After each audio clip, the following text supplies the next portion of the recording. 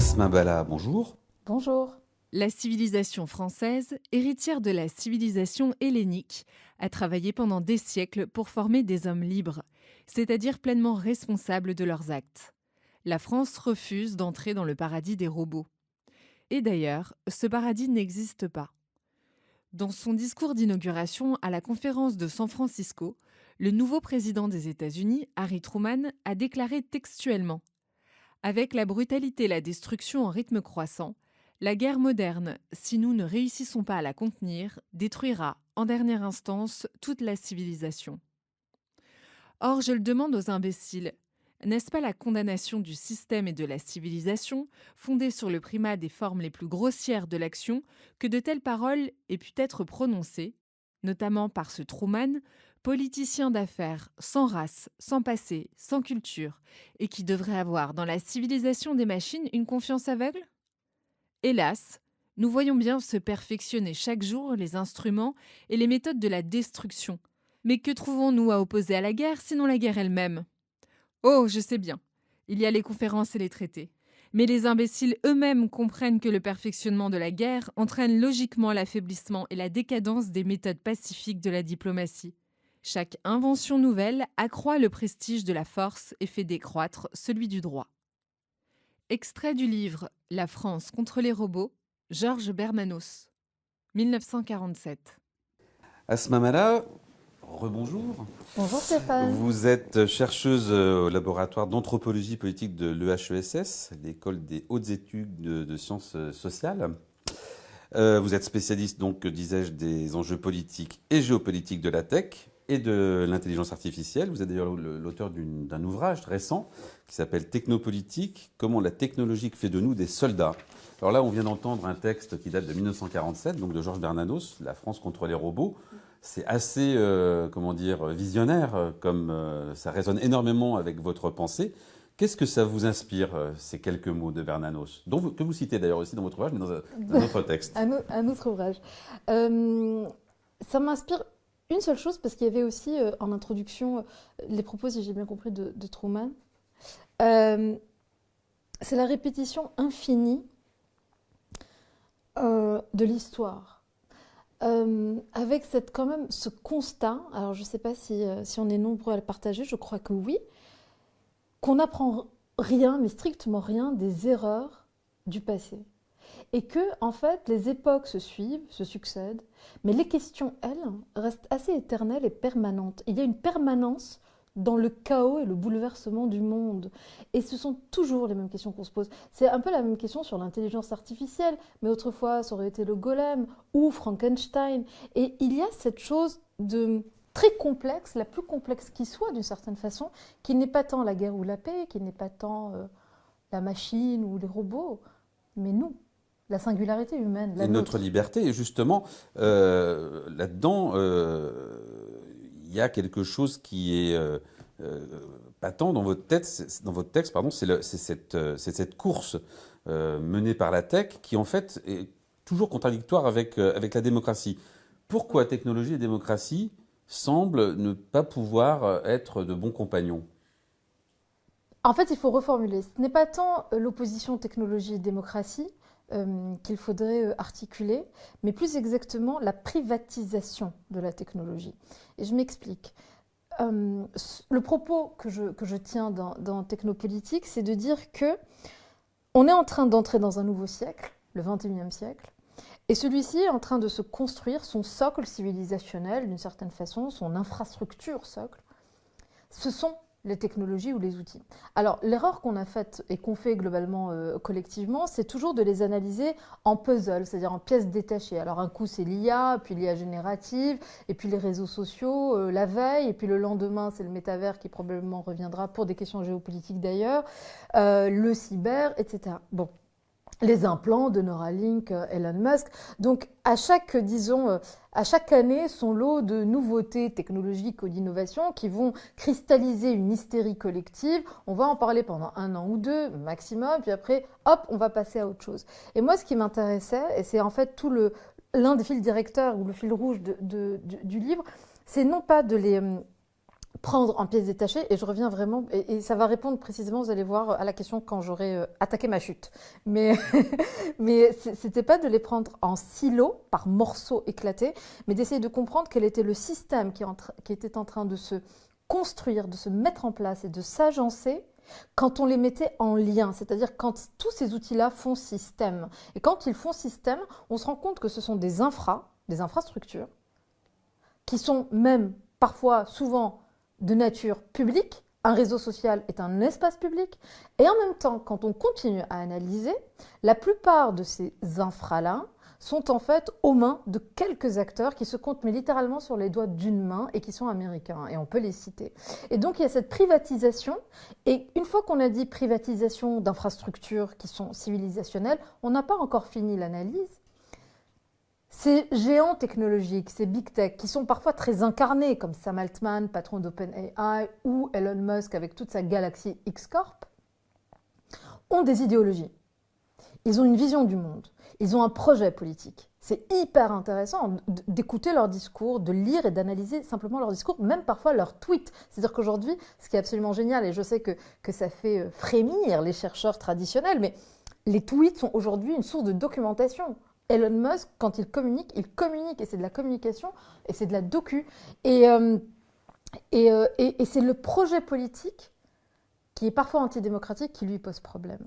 Vous venez donc de parler d'infrastructure, mais il y a aussi une autre dimension qui transparaît dans votre ouvrage, mais on va aller par-delà votre ouvrage, puisqu'on est dans le retour des empires, et précisément dans l'aspect tech, il y a cette dimension finalement d'empire dématérialisé. Comment cela s'est mis en place, en fait, cet impérialisme de la technologie qui joue par le truchement de grandes boîtes ou de grandes entreprises, mais comment ça fonctionne, en fait? C'est comme s'il y avait une sorte d'empire sous l'empire, soit souterrain, soit dans un cloud géant. Comment c'est venu, tout ça? Alors, la première chose, c'est que on a l'habitude de dire que ce sont des systèmes dématérialisés, virtuels, impalpables, le fameux cloud, qui veut dire en anglais nuage, donc cette espèce de noosphère comme ça qui surplomberait, qui flotterait, mais vraiment de l'ordre du flottement au-dessus de nos têtes. En fait, non, ce sont des économies qui sont ultra industrialisées, hyper industrialisées, ultra matérielles. Et ça commence d'abord par les réseaux de connectivité, les câbles sous-marins, la fibre, les satellites, etc.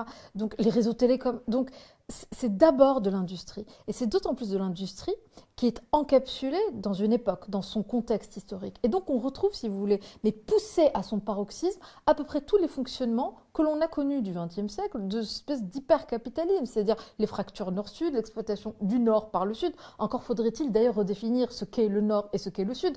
Par exemple, l'Europe est en train de se périphériser totalement de ce point de vue-là, bloquée entre les deux techno-empires que sont les États-Unis et la Chine. On y reviendra sans doute, mais donc le premier élément de réponse, c'est que c'est d'abord des infrastructures au sens solide. Les data centers, c'est vraiment des lieux physiques qui se touchent, qu'on peut bombarder dans le cas d'une guerre. La Russie, par exemple, ou ce qui se passe en Ukraine. Donc ça, c'est la première des choses à avoir en tête. La deuxième chose, vous parliez d'empire ou d'empire technologique. Les géants technologiques, oui, sont en train de manger, si vous voulez, à peu près l'entièreté de la chaîne de valeur, disons, de connectivité, ou même si on fait une focale sur l'intelligence artificielle. C'est-à-dire qu'aujourd'hui, ils sont extrêmement présents dans les câbles sous-marins, les satellites, évidemment, on en a parlé avec Musk, mais aussi Bezos, et pas uniquement. Et vous avez plein de petites startups qui sont dans cet écosystème-là. Mais ce que je veux dire, c'est que ce n'est pas des entités qui sont arrivées comme ça, ex nihilo, à l'orée des années 2000. Non, elles sont quand même backées, elles sont quand même derrière assez sous-tendues par l'État américain. Le projet d'Internet, c'était l'ARPANET, c'était quand même la DARPA dans les années 60. 2015, Obama, et moi j'avais trouvé ça absolument fascinant quand j'étais tombée sur l'information. Donc on est sous l'administration Obama, et donc en 2015, il ouvre quand même le bureau de représentation du Pentagone à la Silicon Valley, qui était chapeauté à l'époque par Ash Carter. Et donc aujourd'hui, l'un des principaux marchés de SpaceX de Elon Musk, c'est la NASA. Starlink en Ukraine, Elon Musk toujours, le Pentagone est forcément d'une façon ou d'une autre dans la boucle quelque part. Microsoft en Ukraine dans les questions de cyberdéfense, oui, c'est des actions qui sont aussi coordonnées avec le gouvernement ou l'administration américaine. Donc en fait, ce ne sont pas tellement, et pour terminer ma réponse, en tout cas, moi, c'est un peu l'idée que j'ai et que je défends. En tout cas, c'est pas tant des nouveaux États dans une espèce de monde post-westphalien où il n'y aurait plus de frontières, plus rien, etc. Une espèce de cyberespace globalisé. Déjà, le cyberespace et tout sauf globalisé est totalement fragmenté. Vous avez la Chine qui est derrière son firewall, la Russie qui se déconnecte, l'Iran qui s'est construit dans son propre écosystème, puis nous autres, l'Occident, à se demander quelle va bien être notre opposition politique, quel est notre modèle politique face à ça ou là-dedans. Mais surtout, ce n'est pas du tout la fin du deal, disons, westphalien. C'est au contraire le retour des États forts dans une espèce de relation très ambiguë, très ambivalente entre Big Tech et donc ce que j'appelle les Big States, c'est-à-dire les grands États ou ce que vous Big allez Tech, appeler Big Tech. les empires. Et comme vous le dites, l'Europe, par exemple, est totalement pris en étau entre la Chine et les États-Unis. Mais précisément, comment se fait-il qu'il y ait un si fort retard en Europe par rapport à cela, en fait, puisqu'a priori, il y a 30 ou 40 ans, quand tout ça a commencé, même dans les années 60, on parlait d'Internet, quand tout cela a commencé à être mis en place et pensé, a priori, l'Europe n'était pas véritablement en retard. Que s'est-il passé pour que l'Europe soit hors jeu à ce point-là, dans ce jeu d'empire? Il y a plusieurs choses. La construction de l'Europe, si on est vraiment à échelle Europe, donc pas à échelle nationale, et c'est bien d'ailleurs l'une de nos difficultés, c'est d'articuler les deux échelles d'action. Mais si on reste sur vraiment le niveau européen, la première des choses, c'est que l'Union européenne, et ça ce sont des analyses maintenant qu'on connaît par cœur, elle ne s'est pas construite dans une stratégie de puissance, elle s'est construite pour sortir de la guerre et pour éviter qu'on se refasse des guerres fratricides. Donc c'était l'enjeu d'essayer de trouver les conditions, disons, de la paix sur le continent. À partir de ce moment-là, la solution qu'on a trouvée, qui va être derrière renforcée par toute la doctrine de la mondialisation des années fin 80-90, c'est de dire la seule façon, si vous voulez, de maintenir les gens en lien, donc en paix, obligatoirement, presque à l'insu d'eux-mêmes, et au-delà même des questions identitaires, culturelles, etc., c'est d'en faire un méga marché. C'est-à-dire liberté de circulation des marchandises, des personnes, etc. Et ce faisant, donc, on a construit, en effet, le marché. Et ça, ce sont les traités européens. Le problème, c'est que ça a fonctionné un temps. Mais 1989, début 1990, on a cru que ça allait être la fin de l'histoire, Fukuyama, que la mondialisation allait renforcer tout ça, et que surtout ça allait évangéliser les autres pays à nos modèles démocratiques, libéraux, occidentaux, et que nenni, c'est pas du tout ce qui s'est passé, mais pas du tout. C'est-à-dire qu'en fait, on s'est simplement fragmenté, on a en fait sur-augmenter nos interdépendances économiques. Je parle de l'Europe. Donc aujourd'hui, elle est prise en étau entre en fait la Chine et les États-Unis avec des dépendances et des interdépendances, les deux à la fois économiques, technologiques bien sûr.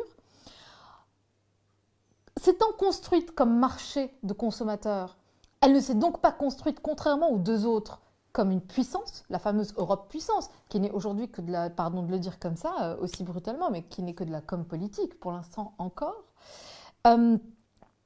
Donc ça a creusé un retard, un énorme retard, et notamment industriel. Ce qui signifie au passage que la dimension Big Tech avec les Big States est totalement basée sur un ancrage de force et de guerre, quoi, dans l'esprit. Il n'y a absolument rien de pacifiste comme la communication de ces grands groupes-là passent leur temps à faire. Donc il y a une sorte de paradoxe de com qui est terrible en fait. Vous avez absolument raison. D'une part, il y a, les big tech sont, à mon sens, des bras armés technologiques de leur État. Vous remarquerez d'ailleurs que les big tech ne naissent que à partir de big state. Et donc, parce que l'Europe n'a pas construit cette stratégie de puissance-là, et je fais un peu la distinction de Raymond Aron, c'est-à-dire pouvoir n'est pas puissance. Les géants technologiques, ou les acteurs technologiques, disons stratégiques, ont une puissance, une capacité de projection de puissance, du soft et du hard power, par exemple. Mais le pouvoir finale, la souveraineté finale, ça reste celle de la loi, donc celle de l'État. Mais sur la question du retard et pourquoi ce retard européen, donc oui, il y a eu le manque de vision, mais parce qu'il y avait cette urgence et cette obsession, disons, de la construction de la paix. Et puis aujourd'hui, si on revient à aujourd'hui, la réponse la plus sophistiquée qu'on oppose est une réponse réglementaire. C'est-à-dire on va mettre des règles, des normes pour expliquer aux acteurs extracommunautaires qui ont une réelle puissance, parce qu'ils captent, ils quadrillent nos usages. Et quand je dis nos usages, ce n'est pas simplement nos usages personnels, mais aussi militaires, industriels, etc. Eh bien, on essaie de leur dire, et c'est un signal politique, au sein de nos frontières, vous allez respecter nos règles. Alors, encore faudrait-il avoir les moyens de faire respecter nos règles. Mais bon, disons que d'un point de vue du signal politique, c'est un peu l'idée, par exemple, de la salve de paquets réglementaires qu'on a eu ces dernières années sous Thierry Breton au niveau européen, donc Digital Service Act, Digital Market Act, etc., IA Act, etc. Mais il nous manque toujours la dimension proactive, c'est-à-dire techno-industrielle, hors l'économie. Et en fait, en termes de power politics, en termes de politique de puissance, le ferment qui fait que vous avez quelque chose à mettre sur la table le jour où vous avez besoin d'être dans un rapport de force avec vos alliés. Le crépuscule d'un monde qu'on avait rêvé sage et lisse force les démocraties occidentales à inventer leur modèle, à redéfinir leur place. Or, la question technologique est au cœur de ces rapports de force. Les rivalités se cristallisent autour d'une compétition technologique à couteau tiré entre Chine et États-Unis. Intelligence artificielle civile, reconquête de l'espace, climate tech, chiffrement et post-quantique, armes autonomes et systèmes d'intelligence artificielle à usage militaire. La compétition se fait à tous les niveaux à coups de pression, de coercition, de coopération, d'alliances nouvelles, de menaces. En étau entre la Chine et les États-Unis, l'Europe, l'Inde et la Corée du Sud et d'autres encore aspirent à en être, se positionnent pour jouer leur partition dans la recomposition du monde. Extrait de Technopolitique de Asma Maala. Voilà, à ce moment-là, on vient de faire une nouveauté, on vient de prendre un texte de notre invité, c'est la première fois qu'on le fait. J'en suis honorée. Oui, vraiment. Et donc, non, là, on vient de bien l'entendre, justement, la dimension militaire, elle est totalement, elle est presque sous-jacente en réalité à toute cette big tech. Mais justement, une question aussi que vous abordez au fur et à mesure dans votre ouvrage, mais j'aimerais avoir plus de précision. Est-ce qu'il est possible, finalement, d'avoir une industrie technologique moderne de progrès? Ah, c'est la question ? Oui. Donc tout dépend comment on va définir la notion, le concept de progrès. Aujourd'hui, tel qu'il est compris, c'est-à-dire sous son prisme technologique, c'est le progrès, c'est l'innovation d'une certaine façon. Donc c'est une espèce de course à l'échalote de l'innovation comme fin en soi, l'innovation pour l'innovation. Et d'ailleurs, simplement pour rebondir sur la question d'avant, l'Union européenne et même la France font cette erreur fondamentale d'être toujours dans cette posture de suivisme, de follower des technologies américaines ou chinoises, plutôt que d'essayer de trouver leur identité propre. Et ça rejoint donc votre question. Si en revanche on se dit, le progrès, c'est plutôt un progrès de la connaissance, de la justice, peut-être de l'égalité, ou en tout cas un décroissement des inégalités. Si le progrès, c'est celui des libertés, si le progrès, c'est peut-être cette mise à jour de notre logiciel démocratique, si ça c'est le progrès, alors à ce moment-là, la technique, et je dis bien technique et non plus technologie, pourrait en être un chemin possible. Et c'est un peu tout le problème qu'on a, c'est que cette privatisation, mais aussi ce continuum entre les États et les géants technologiques empêche, si vous voulez, toute pensée politique un peu novatrice, c'est-à-dire prendre les outils pour simplement ce qu'ils sont, au profit de quelque chose d'autre. Qu'est-ce que pourrait être cette autre chose quand, par exemple, prenons l'intelligence artificielle. Aujourd'hui, elle vous sert à faire quoi, ChatGPT ? Dites-moi, Stéphane.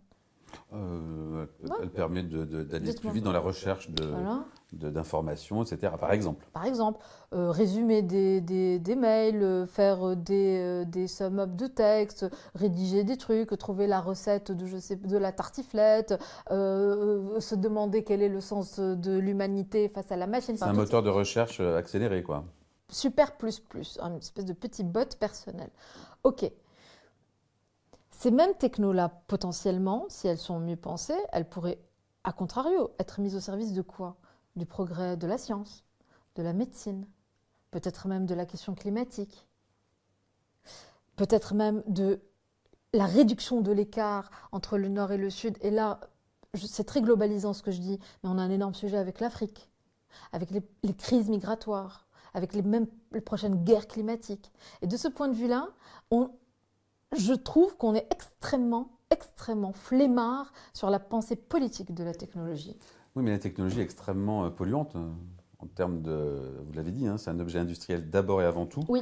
Donc il n'y a pas une sorte de contre-intuition là entre capacité à régler le problème climatique et le coût, oui. Le coût écologique de ces nouvelles technologies. Alors, tous ces acteurs technologiques dont on parle, OpenAI par exemple, ou même Apple, etc., font énormément de communication, d'une part sur une espèce de greenwashing sur leur bilan carbone. Je le dis simplement pour neutraliser la critique d'ores et déjà, et puis après je vous réponds de façon plus disons, personnelle. Mais sur l'existant, donc il y a toutes ces initiatives de greenwashing, disons, ou de réduction, si on veut être moins moralisateur, de réduction de leur empreinte carbone, la première chose. La deuxième chose, dans le champ de l'intelligence artificielle, ou plus exactement des intelligences artificielles au pluriel, on essaye d'aller sur des modèles dits frugaux, de la frugalité, mais une fois que j'ai dit ça, je n'ai pas dit grand-chose. À la question de est-ce qu'il y a une schizophrénie initiale, originelle, entre la course technologique et la question climatique, probablement que oui, mais je ne crois pas qu'on puisse faire sans la technologie. La question, c'est de se dire à quelle fin la technologie, pourquoi faire. Bernanos disait la liberté, pourquoi faire. La technologie, pourquoi faire. Et de ce point de vue-là, si simplement on détaillait, on ciblait davantage nos vrais besoins et donc les vrais usages qui sont davantage collectifs que résumer des mails ou aller faire des recettes ou juste s'amuser sur ChatGPT, on aura peut-être avancé. Mais hélas, il y a des modèles économiques derrière. Voilà, il y a surtout des modèles idéologiques. Et puis, ces empires nouveaux, en fait, ont non pas des empereurs, mais des gourous. Une forme de gourous. Et ces gens-là, en fait, effectivement, depuis 10, 15, 20 ans, ont tendance à avoir leurs propres ouailles qui les suivent. Néanmoins, notamment quand on voit l'accélération, parce que moi je pense qu'en fait, ce qui est intéressant aussi dans votre ouvrage, enfin ce qui en émane, c'est cette notion de vitesse qui est en train de dépasser en fait la capacité humaine. Les gourous eux-mêmes en fait risquent de se faire dépasser eux-mêmes par leur propre, c'est le principe du golem. Hein. Je ne sais pas s'ils auront la capacité d'enlever ce qu'il faut pour pour arrêter le golem. Mais ma question est la suivante. Vous parliez de Bernanos justement. Et dans le premier texte que nous avons entendu tout à l'heure, il fait la référence justement au temps en fait diplomatique, qui est un temps absolument nécessaire dans les relations humaines, interétatiques, voire interculturelles. Est-ce que cette course effrénée menée par les nouvelles technologies n'est pas en train de briser toute capacité de diplomatie précisément, donc de relations humaines interétatiques?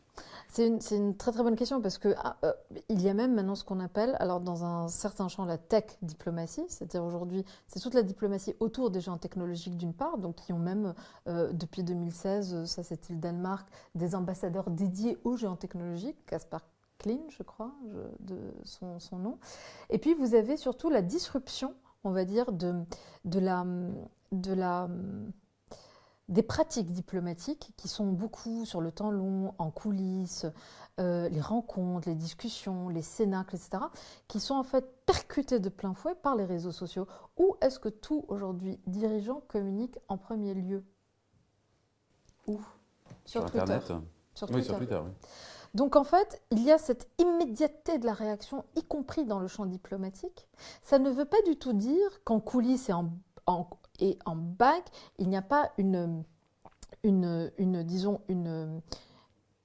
activité diplomatique classique conventionnelle. Évidemment que oui, et heureusement.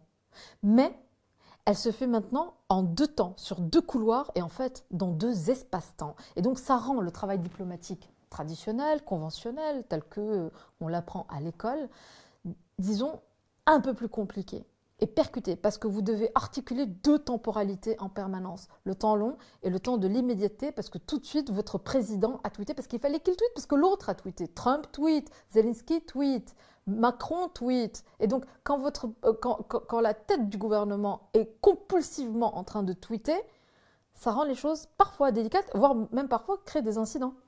Et à l'inverse, de l'autre côté de la chaîne, je reviens sur ce que vous avez dit au début de l'émission, c'est que c'est extrêmement tangible en fait, la big tech, c'est de l'industrie, donc ce sont des ouvriers, ce sont des gens qui travaillent. Oui. Et le fait est que ce qui est assez extraordinaire avec la mise en place de tous ces moyens technologiques et médiatiques en réalité, parce que ça, au fond, quand on dit high-tech, on pense surtout à médias, c'est très très lié quand même à tout ce qui est médiatique, quelle que soit d'ailleurs la forme du média.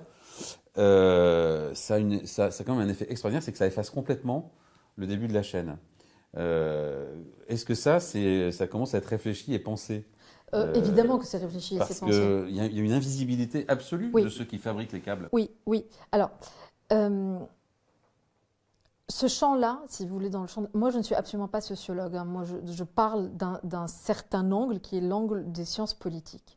Donc, à cet égard, il faudrait vraiment en parler avec des sociologues, mais spécialisés sur les questions. Et cette question-là, c'est en fait, dans le champ de recherche, ce qu'on appellerait même le digital labor. C'est-à-dire que votre question est hyper importante parce qu'on a l'impression de machines, d'outils, de virtualité, de technologie, de choses complètement high-tech, donc qui seraient totalement automatisées, etc.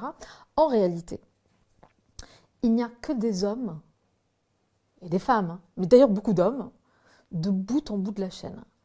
Des super penseurs, de ceux qui ont vraiment l'agenda et l'argent, Musk, Google, Altman, Thiel, enfin toute la clique de la Silicon Valley. Vous avez de toute façon exactement la même logique côté Chine. Hein. Ça fonctionne sur les mêmes ressorts. Sur l'État pur. Vous avez des BATX qui sont... c'est l'État. Disons, vous avez des BATX qui sont un peu les équivalents, plus des petits programmes type les Little Giants, vraiment des startups ultra spécialisées et ultra subventionnées, mais évidemment mis au pas par le PCC pour une question de contrôle social, très clairement. Le monopole du contrôle social ne doit pas être dilué vers des géants technologiques. On se rappelle de la disparition de Jack Ma, par exemple. Qui est réapparu. Qui est réapparu, mais dans un sale état, qui était le patron d'Alibaba. Et donc, vous avez des humains du bout en bout de la chaîne, donc des penseurs, à vraiment ceux qui font les petites mains. Et ces petites mains sont souvent d'ailleurs, où ça, dans les pays du Sud. Vous allez les retrouver en Asie, vous allez les retrouver beaucoup en Afrique. OpenAI, avant de sortir ChatGPT, il fallait, si vous voulez, éduquer l'algorithme ou les algorithmes à toute le filtrage éthique ou moral même, d'aucuns diraient. Donc, comment est-ce qu'on va nettoyer pour éviter les appels au meurtre, la recette de telle bombe, etc. Bon. Ce travail-là de modération a été fait au Kenya, mais pour quelque chose comme moins de $2 de l'heure. Donc, c'est en fait une réinterprétation de l'exploitation par les géants technologiques et par la technologie. Mais vous me direz, rien de nouveau sous le soleil. Si ce n'est qu'en fait, ça polarise davantage le monde. Eh bien, Asma Mala, merci beaucoup pour toutes ces explications. Pour conclure cette émission, je vous ai demandé de nous choisir un texte qui peut-être traverse votre expérience de chercheuse, etc., mais qui peut nous éclairer encore autrement sur toutes ces questions autour de ces nouveaux empires technologiques. Et en fait, je pense que ça fera la bonne conclusion, parce que je ne suis pas allée sur ce terrain-là en vous répondant. C'est un livre que je suis en train de lire en ce moment sur les conseils de Laura Adler, il se trouve. Et donc, ça s'appelle L'homme révolté d'Albert Camus. Et c'est vraiment les toutes premières pages. Et vous me dites quand je m'arrête. C'est quand vous le sentez, surtout. Qu'est-ce qu'un homme révolté? Un homme qui dit non. Mais s'il refuse, il ne renonce pas. C'est aussi un homme qui dit oui, dès son premier mouvement. Un esclave qui a reçu des ordres toute sa vie, juge soudain inacceptable un nouveau commandement. Quel est le contenu de ce non? Il signifie par exemple « les choses ont trop duré » ou « jusque-là oui, mais au-delà non » ou encore « vous allez trop loin » et encore « il y a une limite que vous ne dépasserez pas ». En somme, ce non affirme l'existence d'une frontière. On retrouve la même idée de limite dans ce sentiment du révolté. Que l'autre exagère, qu'il étend son droit au-delà d'une frontière à partir de laquelle un autre droit lui fait face et le limite. Ainsi, le mouvement de révolte s'appuie en même temps sur le refus catégorique d'une intrusion jugée intolérable. Dire non. Pardon, Dire non. dire non. À ce moment-là, merci beaucoup. Merci Stéphane.